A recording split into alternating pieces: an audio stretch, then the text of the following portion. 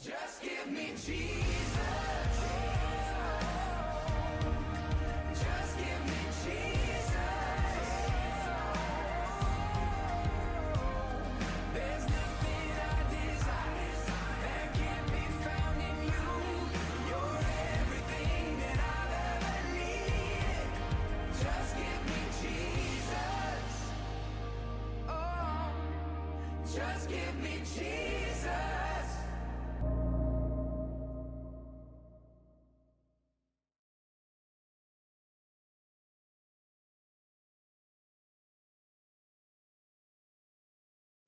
요즘 제가 굉장히 재미있어하는 신조어가 있습니다. 이 나온 지 꽤 된 신조어이긴 한데 바로 이불킥이에요. 이불킥.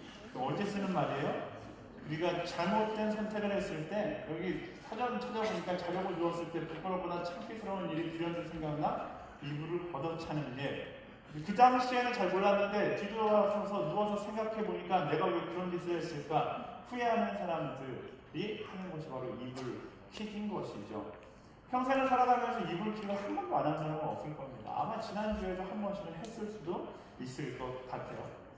우리가 선택을 하는 그 순간에는 분명히 곰곰이 잘 생각해보고 선택했다고 생각했고 여러 가지 상황들을 다 계산한 다음에 선택했다고 생각했는데 막상 뒤돌아보면 내가 왜 그런 선택을 했을까 후회를 할 때가 많이 있습니다.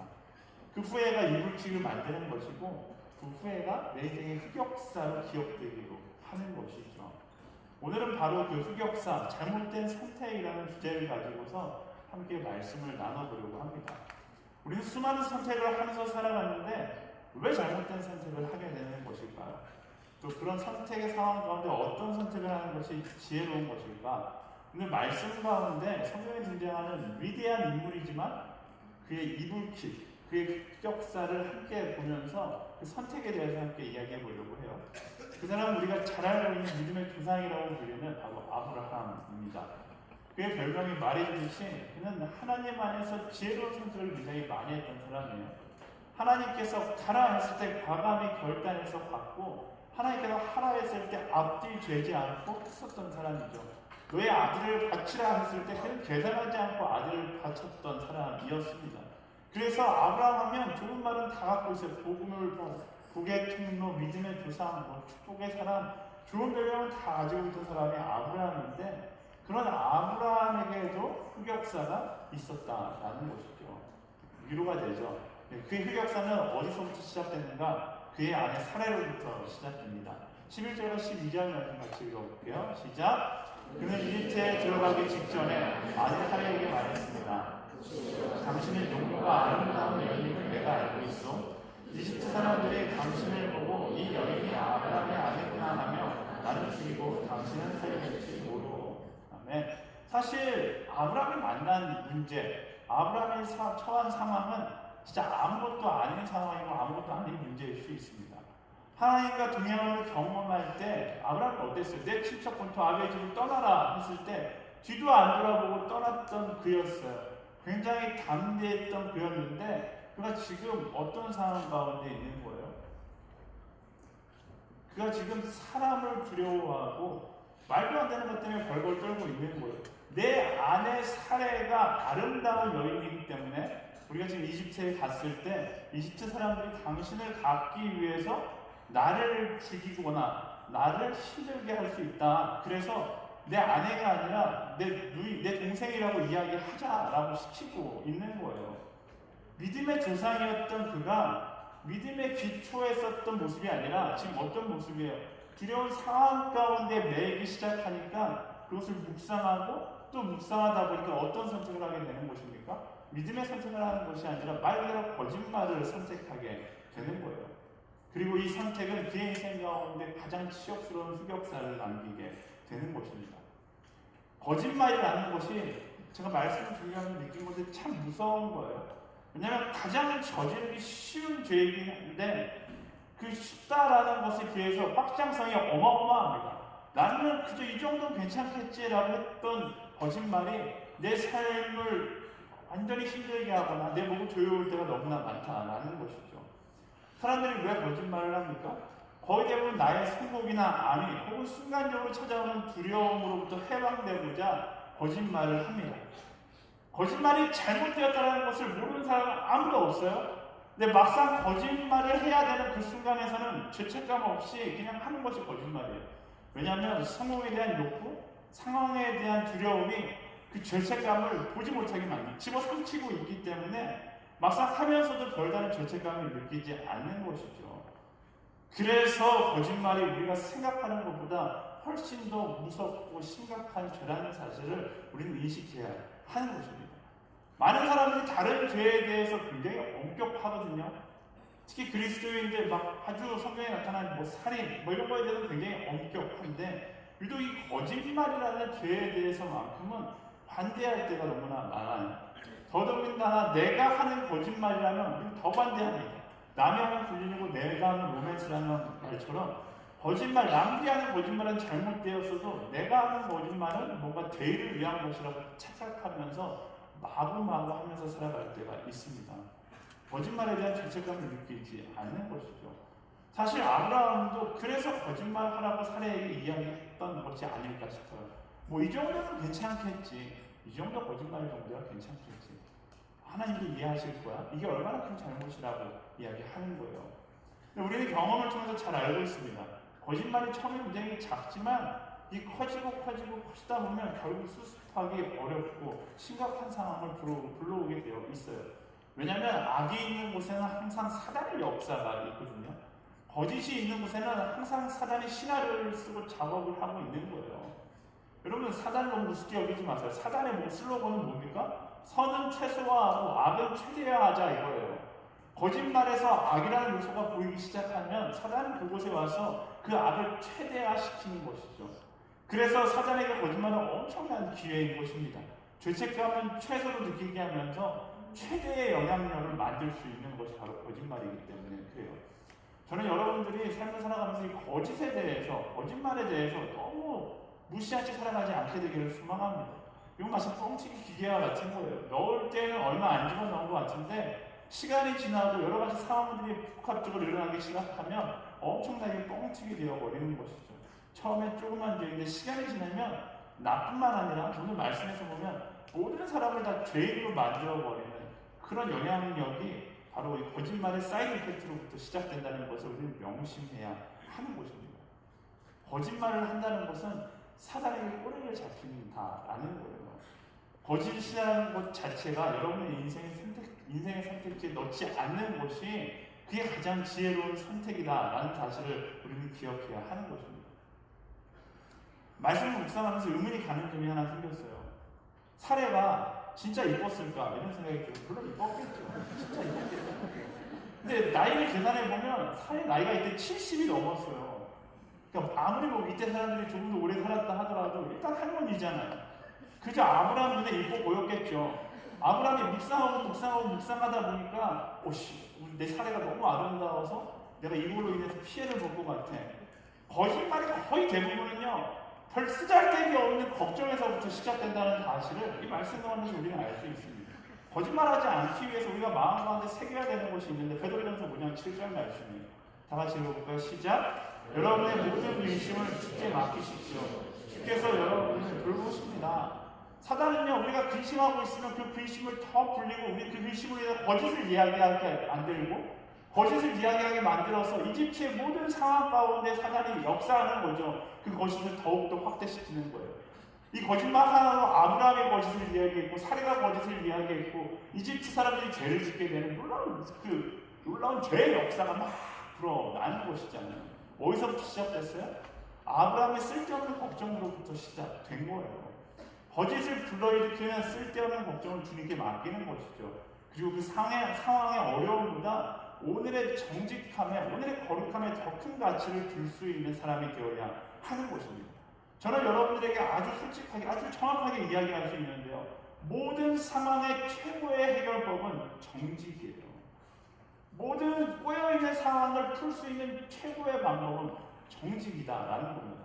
여러분 가운데 저랑 상담하러 와서 너무 많은 상황들에 꼬여갖고 이 상황을 어떻게 극복해야 할지 몰라서 헤매는 사람들이 엄청 많아요.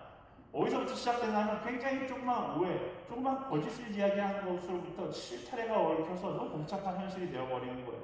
그러면 그것을 그냥 묻어버린 채 이 관계 끝, 친구 그냥 절로 이렇게 멈춰버리는 사람이 있는데요. 그런 것들을 풀려는 방법도 마찬가지예요. 뭐예요?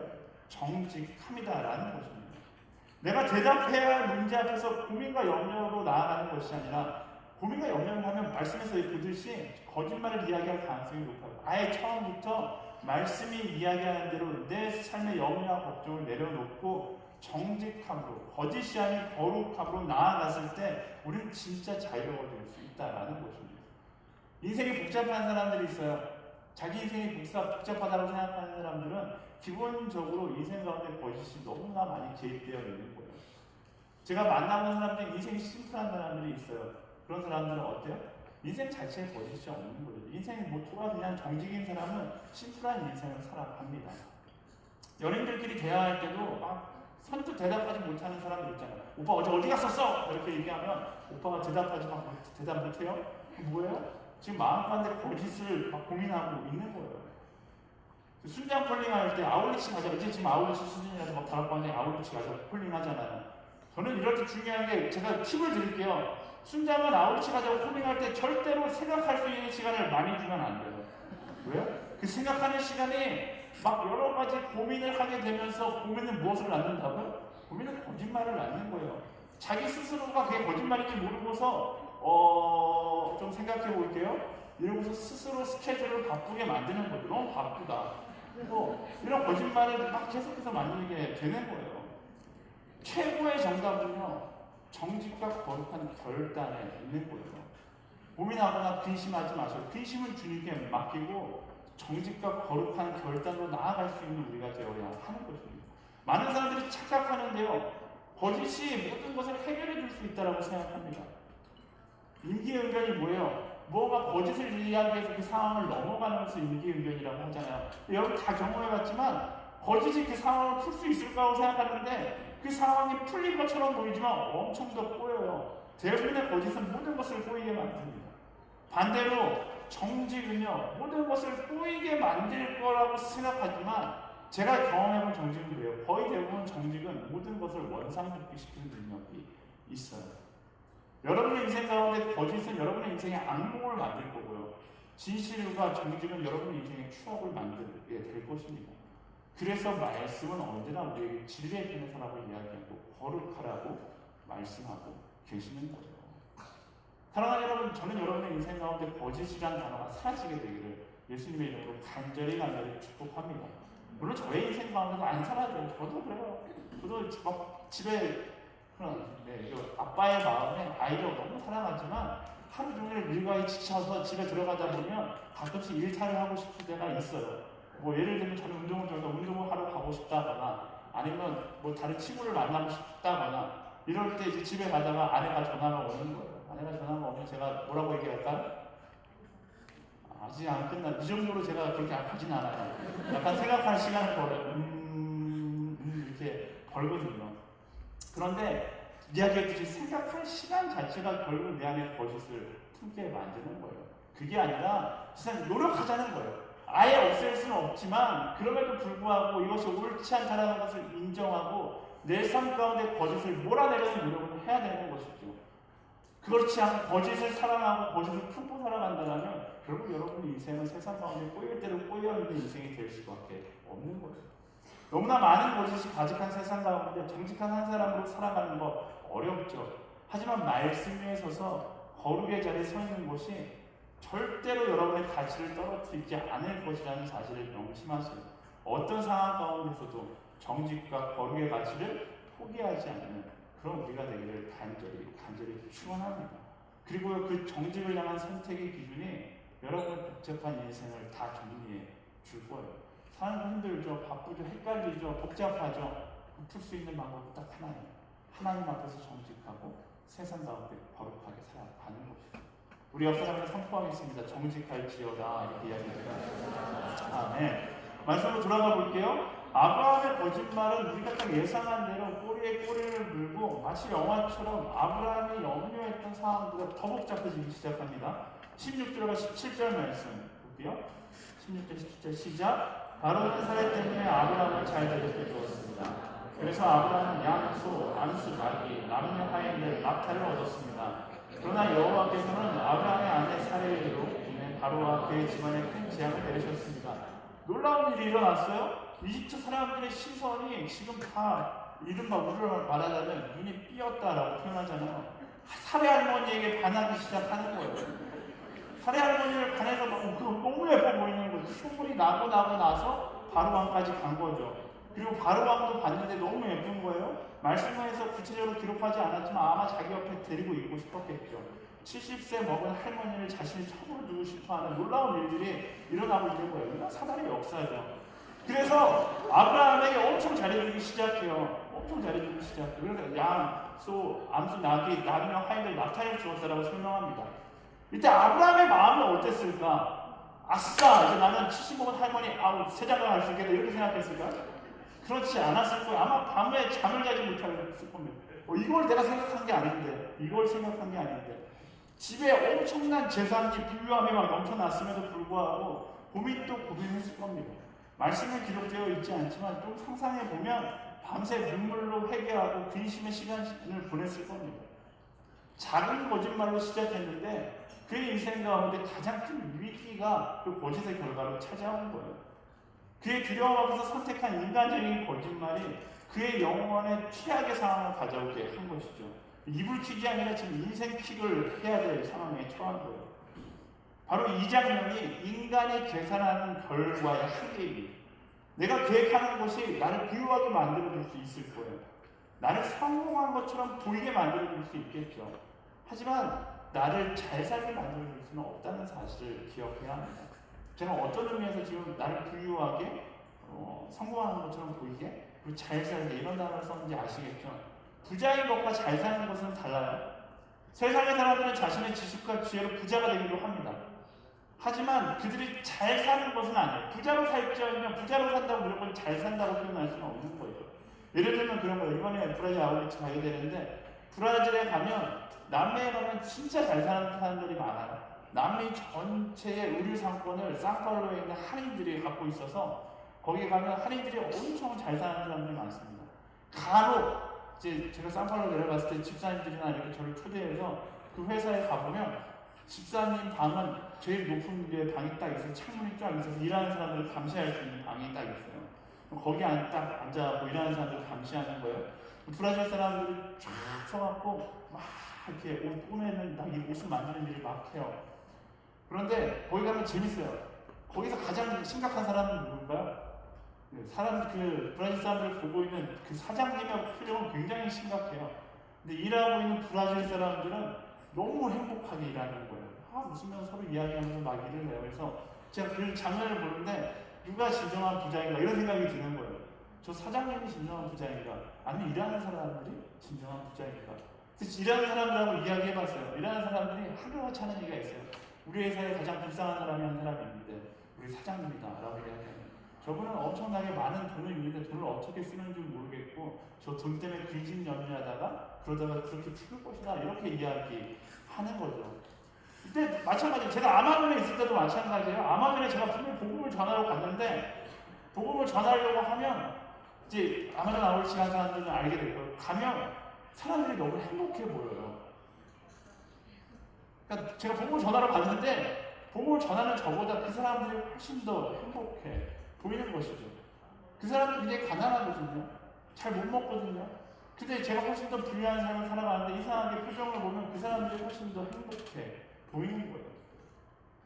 부유하게 살진 모르지만 잘 살고 있는 것은 아니죠. 그런 말이 있죠. 배부른 돼지가 되니 배고픈 소크라테스가 되겠다. 거짓은 우리를 결국 배부른 돼지로 만드는 거예요. 절대로 속아서는 안 돼요. 내 배가 부른다고 해서 내가 잘 살고 있고 내 배가 부른다고 해서 내가 행복하다고 생각해서는 안 된다라는 것이죠. 지금 아브라함의 모습이 딱 배부른 돼지의 모습이에요. 부자가 되었지만 근심을 가지고 살아가는 것이죠. 부자가 되었지만 여전히 마음 가운데 두려움과 늘어나는 걱정 때문에 힘들어하는 그게 바로 아브라함의 모습이고 저는 이 모습이 우리의 모습이 되지 않기 위해서 우리는 정직과 거룩의 편에 설 수 있어야 한다라는 것입니다. 아브라함이 어떤 실수를 한 거예요? 자신의 계산을 하나님의 계획보다 더 지혜롭다라고 착각한 실수를 한 것이죠. 사랑하는 여러분, 나의 계산을 따라 던지는 거짓의 선택이 나를 부유하게 만들어줄 수 있을지 모르지만 절대로 나를 행복하게 만들어줄 수 없다는 사실을 기억하세요. 배고픈 돼지가 되시겠습니까?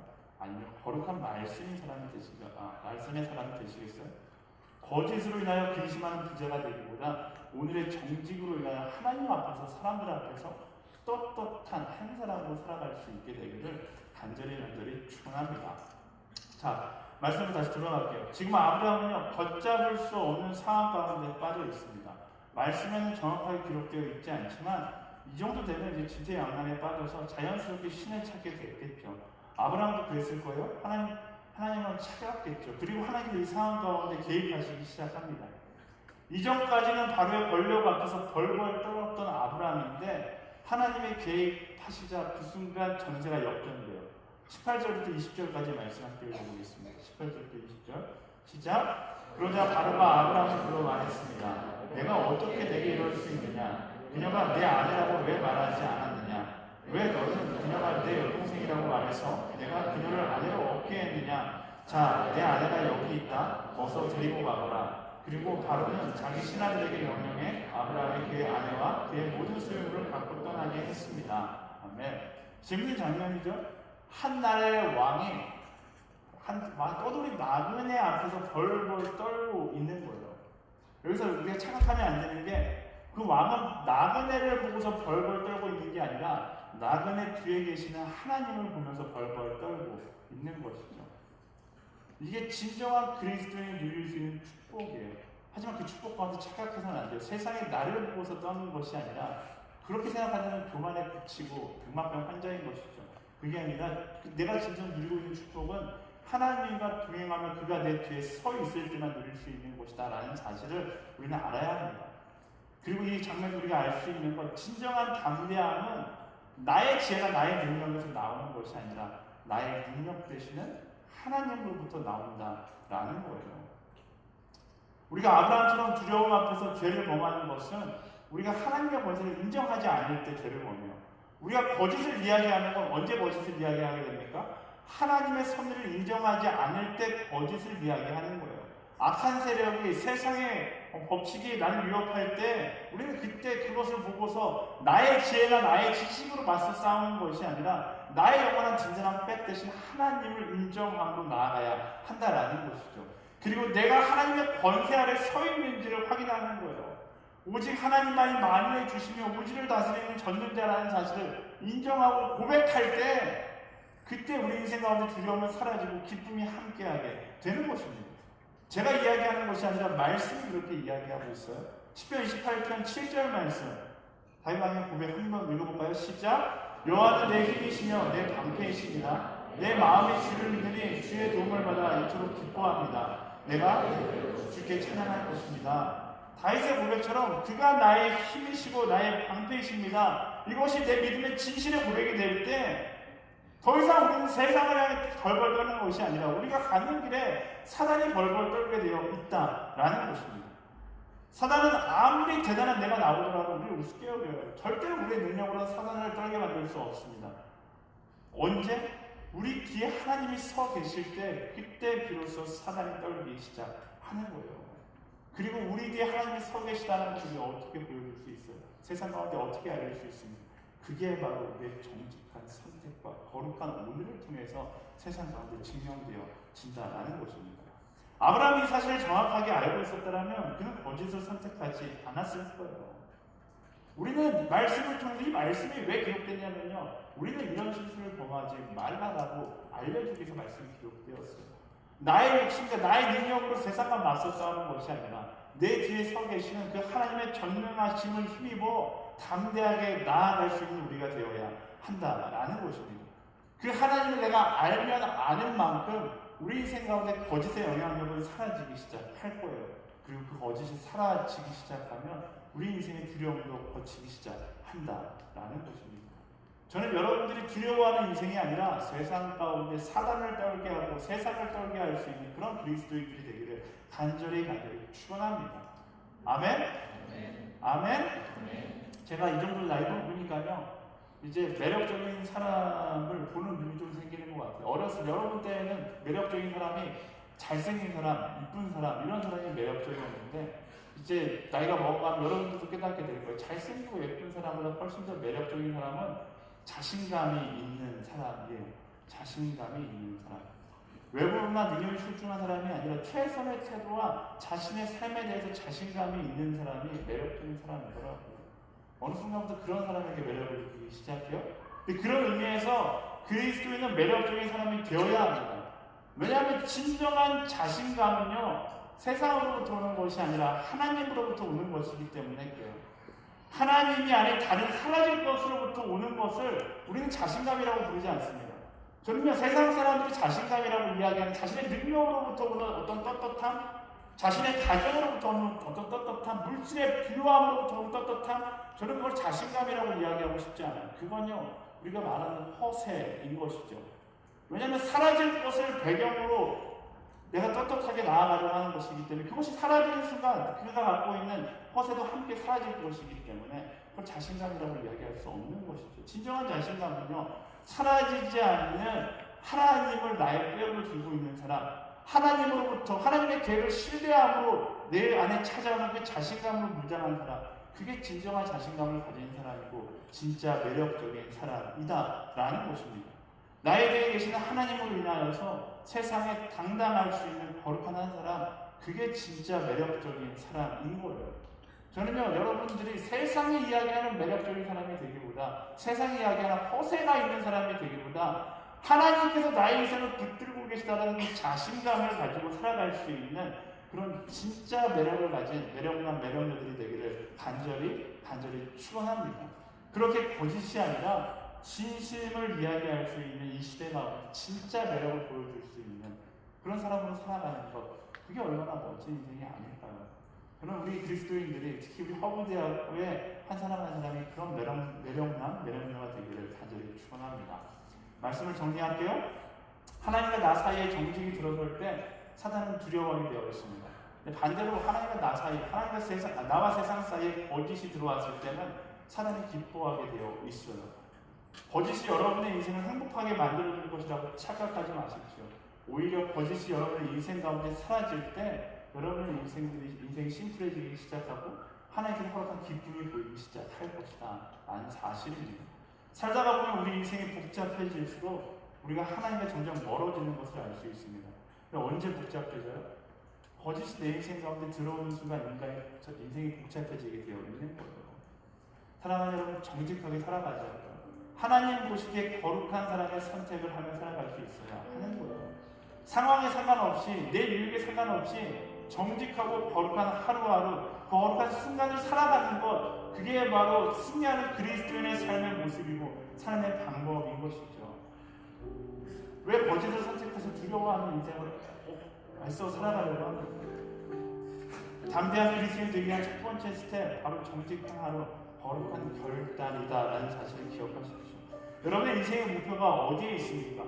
거짓으로 인생의 성공을 얻고자 하는 인생이 되는 것이 아니라 거룩과 정직으로 하나님의 마음을 얻는 그런 그리스도인으로 살아가게 되기를 예수님의 이름으로 축원합니다. 제가 말씀을 준비하면서 그런 생각이 들었어요. 세상 가운데 우리는 너무나 이기중심적으로 살아가고 싶어 하거든요. 인정받고 싶어요. 그 욕구가 너무 크니까, 인정받고 싶어하는 욕구가 너무 크니까 거짓을 통해서라도 인정받고 싶어합니다. 거짓을 통해서라도 인기를 얻고 싶어요.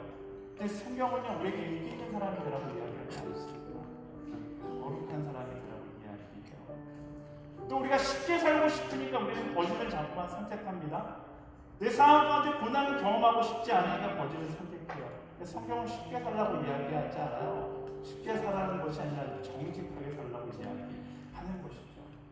사랑하는 여러분의 인생의 기준이 내가 의식하지 못하고 있는 순간 너무나 세상적인 기준에 흘러가고 세상적인 기준을 따라갈 때가 많습니다. 쉽게 살려고 하고 인기 있는 사람이 되려고 하고 사람들에게 인정받는 사람이 되려고 하다 보니까 어느 순간부터 내 인생의 선택의 기준이 애매모호해지고 거짓을 선택하고 내가 조금 더 도드라질 수 있는 것들을 그런 결과를 선택하게 되는 것이죠. 근데 그런 기준을 갖고 살아갈수록 결국 내 삶 가운데 하나님이 사라지고 두려움은 점점 더 커지며 모든 상황을 점점 더 거짓으로 풀려고만 하는 어리석은 반복될 수밖에 없어요. 사랑하는 여러분, 쉽게 살려고 하지 말고요. 정직하게 살려고 노력하자. 인기 있는 사람이 되려고 할 필요 없어요. 모든 사람에게 다 사랑받는 존재가 될 필요 없어요. 더 중요한 건 내가 거룩한 사람이 되는 것이 중요한 거예요. 거룩한 사람으로 살아가면 인기 없는 존재가 될 수 있습니다. 근데 살아보니까 그렇더라고요. 진짜 하나님 보시기에 떳떳한 그리스도로 살다가 보면 세상 속에서는 인기 없는 거는 당연한 거고, 때로는 교회에서도 인기가 없어질 때가 있어요. 여러분 친구들 사이에서 왕따당하고 따돌림 당할 수 있어요. 근데 그게 부끄러운 것이 아니라 거룩한 자들만이 경험할 수 있는 수치의 영광이다라는 사실을 기억하세요. 우리는 인기 있는 존재가 되기 위한 것이 아니라 거룩한 존재가 되기 위하여 노력해야 하는 사람이다라는 사실을 기억하십시오. 또 사람에게 인정받으려고 할 필요 없어요. 모든 사람에게 다 인정받으려고 하면 결국 죄짓는 인생이 될 수밖에 없는 거예요. 모든 사람에게 인정받는 것이 아니라 하나님께 인정받는 삶을 살아가는 거예요. 하나님께 인정받는 삶을 살아가다 보면 때로는 세상 사람들에게 인정받지 못할 수 있습니다. 똑같아요. 교회 안에서도 인정받지 못할 때도 있어요. 믿음의 사람들끼리 있을 때도 인정받지 못할 때가 있어요. 그렇다고 거짓과 타협하는 것이 아니라 그것은 우리 인생의 가치 기준을 정할 수 없는 것이죠. 그럴 때는 우리는 무엇을 바라보고 나아가는 겁니까? 말씀이 이야기하는 거룩과 정직, 세상에게 인정받는 것이 아니라 하나님께 인정받는 선택을 할 수 있는 우리가 되어야 하는 것입니다. 쉽게 살려 하지 말고 정직하게 살려고 노력하고, 인기 있는 사람이 되려 하지 말고 거룩한 한 사람이 되기 위하여 몸부림치며 사람에게 인정받으려고 노력하는 것이 아니라 하나님께 인정받기 위해 우리를 살아갈 수 있는 그런 한 사람, 그런 한 사람이 되면요, 우리의 인생을 누가 인도해 주신다고 얘기해요. 더 이상 두려워할 필요 없어요. 내가 인도하는 것이 아니라 완전하신 그가 나의 인생을 인도하시게 될 것입니다. 믿으십니까? 믿으십니까? 여러분의 인생을 여러분이 끌어간다고 착각하지 마세요. 여러분이 끌어가는 순간 우리는 죄를 향해 갈 수밖에 없어요. 우리 인생을 하나님께 맡기고 그가 말씀하신 말씀의 기준을 따라 살아갈 때 때로는 고통이 있고 때로는 고난이 있고 때로는 세상 사람들에게 핍박받고 인정받지 못한다 할지라도 그 마지막 순간에는 우리는 하나님의 놀라운 계획들을 깨달아 알게 되고 기쁨으로 보아주게 하게 될 것입니다. 그 하나님의 계획을 신뢰하며 나아가는 하나님의 사람들 되기를 소망합니다. 이렇게 찬양하며 그 하나님을 신뢰하며 고백하며 나아가겠습니다. 아멘. 그렇습니다. 완전하신